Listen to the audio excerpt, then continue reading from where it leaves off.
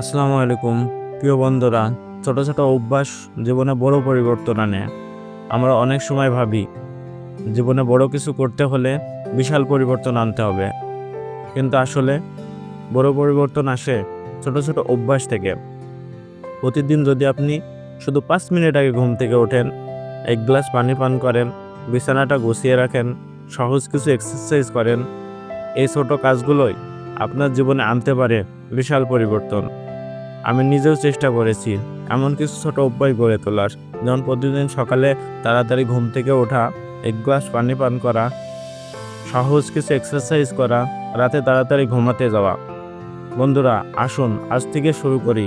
একটা ছোট অভ্যাস বেছে নেই এবং সেটা ধরে রাখি 7 দিন। দেখি না নিজের ভিতর কতটা পরিবর্তন আসে। মনে রাখবেন, ছোট অভ্যাসই বড় স্বপ্নের ভিত্তি। ধন্যবাদ।